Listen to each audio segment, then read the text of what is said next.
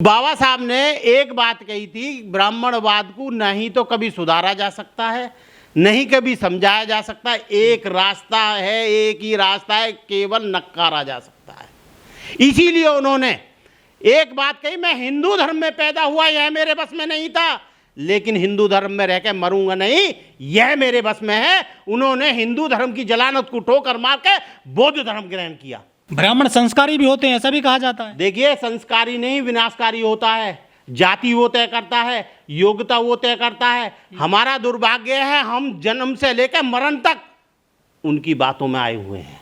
मनुस्मृति जल चुकी है देश में, तो उसका विरोध करने का फायदा क्या है फिर अब ओबीसी वालों को, दलितों को? विरोध इसलिए हो रहा है, कहीं ना कहीं वो तो जल चुकी है ना। रावण भी तो जल चुका था, ये क्यों जला रहे हैं बार बार? जो आदमी एक दफे मर गया, जल गया, हर एक आदमी हर साल जलता है। कोई आदमी मतलब मनुस्मृति जिंदा है देश में भी। हाँ, मनुस्मृति का संविधान चला रहे हैं वो लोग।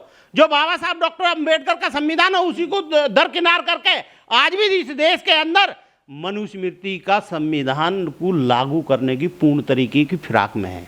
जो रामचरितमानस है, ये सैकड़ों साल पहले लिखी गई थी, करीब 1700 शताब्दी में, जब अकबर साहब का यहाँ पर शासन चल रहा था। उस जमाने में तुलसीदास जी ने लिखी है ये।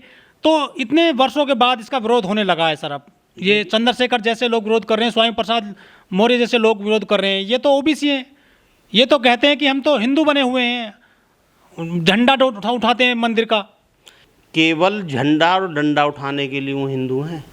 या आप इस बात को तय कर लें, मान लें कि भाई यदि इनको वोट की जरूरत है तो कभी स्वामी प्रसाद मौर्य जी को गले में बैठाएंगे, या फिर कभी केशव प्रसाद जी को गले में बैठाएंगे। लेकिन जब हक और हकूक़ की बात आएगी तो यही लोग इनको जो है इनके अधिकारों से वंचित करते हैं। राजनीति जो लोग कर रहे हैं वो आज क्यों सरेंडर करे बैठे हैं? जो माननीय अखिलेश जी पहले अपने आप को आप अग्र श्रेणी में गिनते थे, आज अपने आप को शूद्र बताते हैं। और एक चीज़ और मैं आपको इस चीज़ में जोड़ता हूँ, इस मिट्टी से ईंट का निर्माण करता है तो यही बहुजन समाज के 85% के लोग करते हैं। ईंट से मंदिर का निर्माण करता है तो यही बहुजन समाज के लोग करते हैं। और 33 करोड़ देवी देवताओं को पत्थर को तराश के मूर्ति भी बनाई जाती है तो यही बहुजन समाज के लोग बनाते हैं। लेकिन जिस दिन मंदिर बनकर तैयार हो जाता है तो वहाँ का पुजारी कौन बैठता है? पंडित। और वही पंडित उस गेट पर लिखवाता है कि शूद्रों का प्रवेश वर्जित है, चले जाए नाचने के पास। मुस्लिम हुकूमत में मंदिर कितने तोड़े गए, या उससे पहले यहाँ पे बौद्ध विहार या बौद्ध स्तूप कितने तोड़े गए, ये एक सोचने का विषय है। जितने यहाँ पे मंदिर है, प्राचीन मंदिर जिनको बताते हैं, उनके नीचे कहीं ना कहीं बुद्ध स्तूप के अवशेष मिलेंगे। तो क्यों? और इसके पीछे की भी जो मैं कहानी समझ पा रहा हूं, कहीं ना कहीं मंदिरों में प्रवेश वर्जित दलितों के लिए इसीलिए है। कहीं ये अपने इतिहास को जान ना लें और इस देश में जो हम यहाँ एक जो अपर कास्ट का जो व्यक्ति है, जो पाखंड फैला के एक विशेष समुदाय को हैं गुमराह करके यहाँ सत्ता पे काबिज है, कहीं ये कौम अपना इतिहास ना जान ले हैं और इस देश के जो मूल निवासी हैं वो यहाँ के हुक्मरान ना बन जाएं, इसलिए इनको भ्रमित किया गया है। समय समय पे किताब लिख के, फिर समय समय पे आवंडर दिखा के, समय समय पे पाखंडवाद दिखा के, ये कहीं ना कहीं इनकी थ्योरी रही है।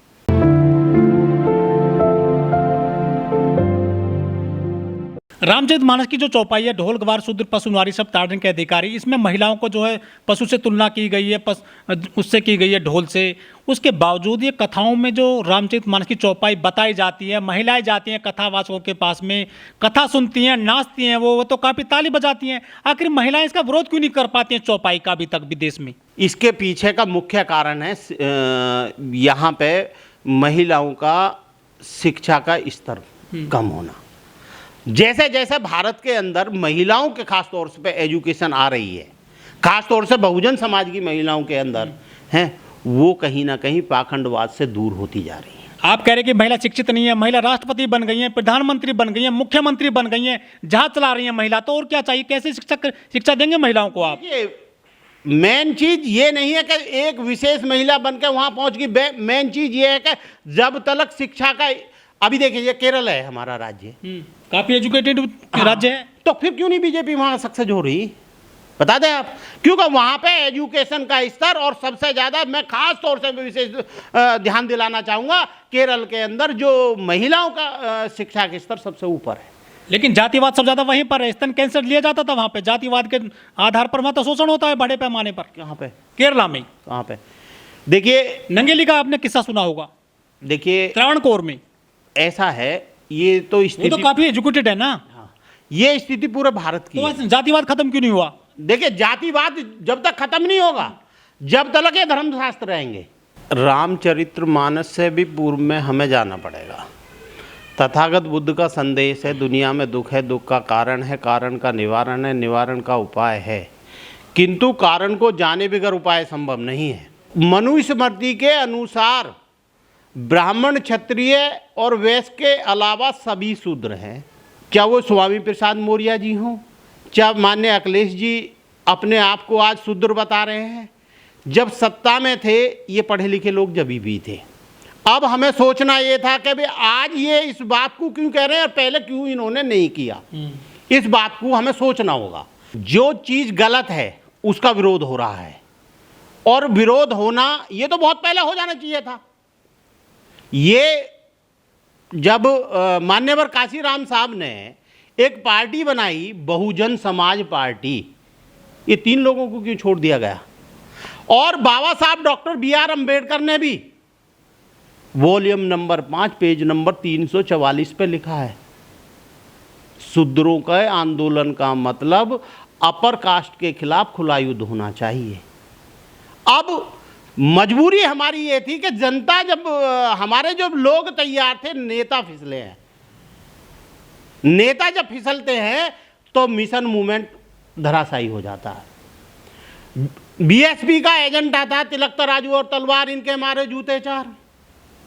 उन्होंने ही नारा बदला, हाथी नहीं गणेश है, ब्रह्मा विष्णु महेश है। तो जो मान्यवर काशीराम साहब का मिशन था या बाबा साहब का मिशन था, वो कतई इनके खिलाफ आंदोलन था। लेकिन चंद नेताओं ने अपने स्वार्थ पूरा करने के लिए उस मिशन मूवमेंट से भटक गए। पूर्व में भी जाएं तो संत रविदास जी को उठा लो, उन्होंने खटौती में गंगा बुला ली थी। और वेद एजुकेशन के मामले में जाएं, आज भी बाबा साहब के नाम पे, बाबा साहब के लेवल तक कोई शिक्षा नहीं ले पाया। और यदि हम क्रांति का यदि योद्धा के रूप में जाएं तो उधम सिंह जैसा कोई योद्धा आज भी भारत में नहीं पैदा हुआ। तो फिर हम कहाँ पे पीछे हैं? कहाँ में हमें योग्यता की कमी है? केवल एक आपने मनगढ़ंत एक किताब लिख कर उसमें एक विशेष समुदाय को नीचा दिखाने का काम कर रहे हैं आप। ब्राह्मण सन ब्रह्म ज्ञान होता है उनको, मुख से पैदा हुए ब्रह्मा के। देखिए मुख से आज क्यों नहीं पैदा हो रहे? वो भी उसी रास्ते से आते हैं, हम भी उसी रास्ते से आते हैं। वो भी उसी रास्ते से ऊपर जाते हैं, हम भी उसी रास्ते से जाते हैं। फिर कहां से ब्राह्मण मुख से पैदा हो गया? सारे ग्रंथ कहते हैं, सारे वेद कहते हैं। ग्रंथ क्या कहते हैं वो मुझे नहीं पता।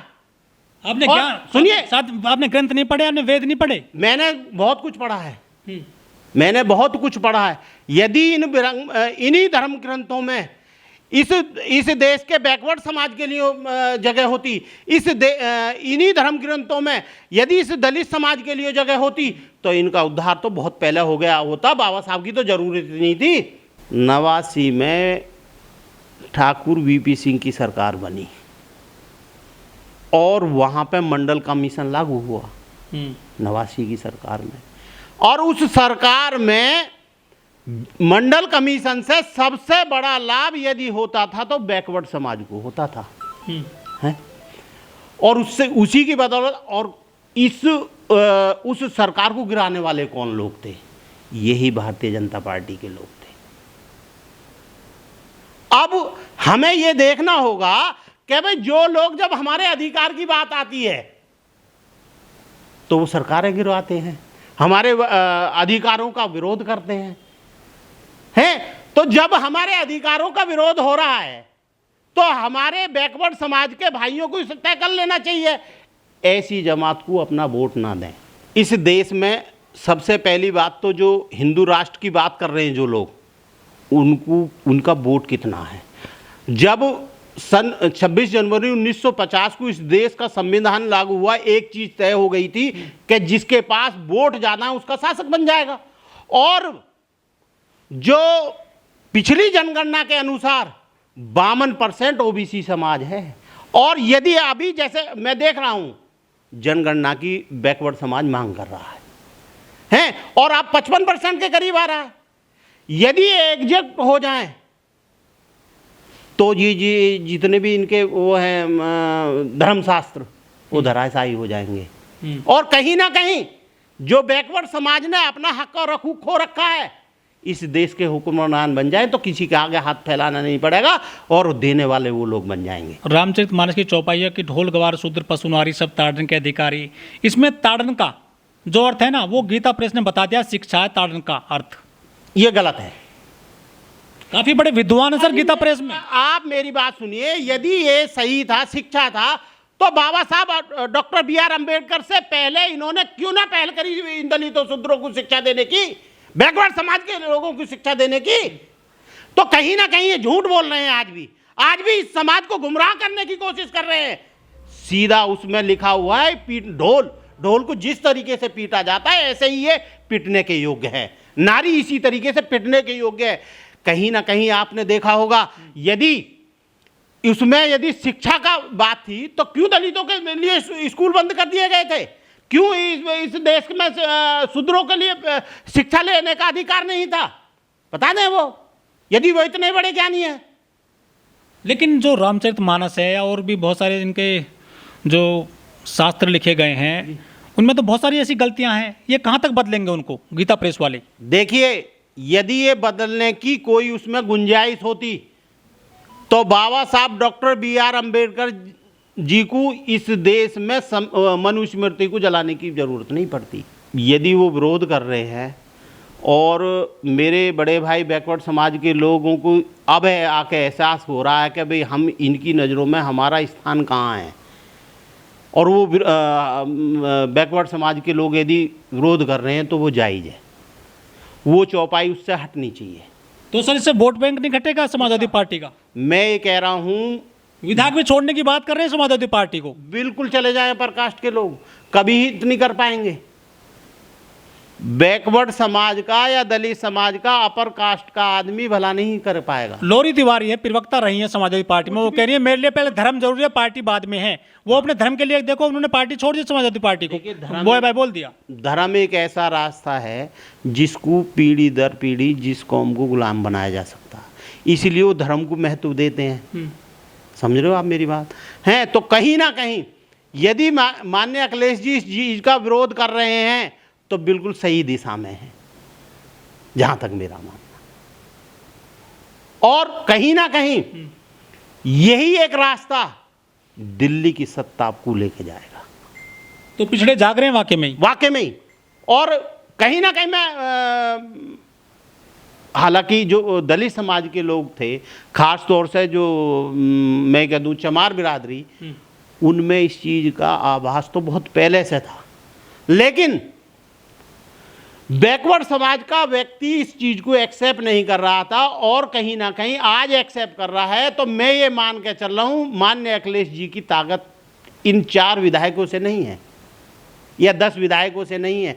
ये 55% जो बैकवर्ड समाज की आबादी है उससे ताकत है, ये ध्यान में रखें। लेकिन अखिलेश जी तो खुद कर्मकांडी हैं, वो तो दुनिया भर के जो है, हाँ, उनको त्यागना पड़ेगा। जब इतनी जागरूकता आई है तो मुझे लगता है कि समय रहेगा तो और भी जागरूकता आएगी।